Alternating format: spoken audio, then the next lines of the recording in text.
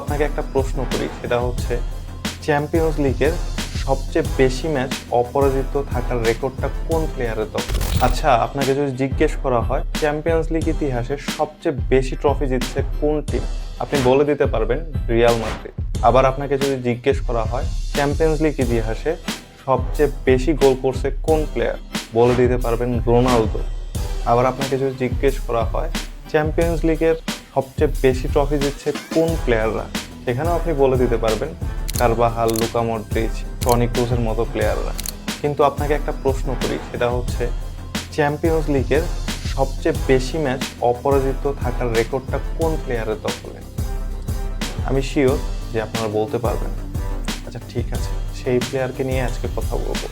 আপনারা হয়তো চিন্তা করতে পারেন এই প্লেয়ারটা হয়তো বায়ার্ন মিউনিখ বা রিয়াল মাদ্রিদ বা বার্সেলোনার মতো টিম থেকে উঠে আসছে, কিন্তু আপনারা ভুল। এই প্লেয়ারটা রাশিয়ান ক্লাব সিএইচকে মস্কোর প্লেয়ার এবং সেই জায়গার গোলকিপার ছিল। সেই প্লেয়ারটার নাম হচ্ছে ইগোর ভলাদিমিরভিচ।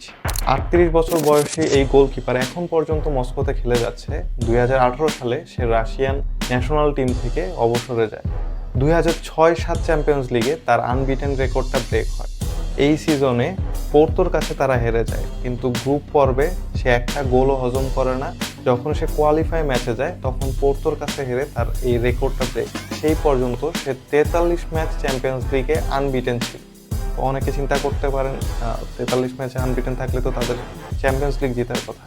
আসলে এই জায়গায় একটা সমস্যা আছে, সমস্যা না, সেটা হচ্ছে উনি যখন ম্যাচ খেলতো ওই অবস্থায় চ্যাম্পিয়ন্স লিগে তারা কোনো ম্যাচ হারে না। তো উনি যে ম্যাচে ছিল না সেই ম্যাচটাই তারা হারছে এবং চ্যাম্পিয়ন্স লিগ থেকে বাদ পড়ে গেছে। এই সেম জিনিসটাই হয়েছে বারবার, যার কারণে সে এই 43টা ম্যাচ আনবিটেন থাকার রেকর্ডটা করতে পারছে। তার আগে আনবিটেন থাকার রেকর্ড ছিল 16টা। সেই হিসাবে তার 43টা ম্যাচ আনবিটেন থাকার রেকর্ডটা হিউজ। তার ধারের কাছেও কোনো প্লেয়ার নাই, হয়তো কেউ তার ধারের কাছে চাইতে পারবে না, কারণ এই অ্যাচিভমেন্টটা অর্জন করা হিউজ।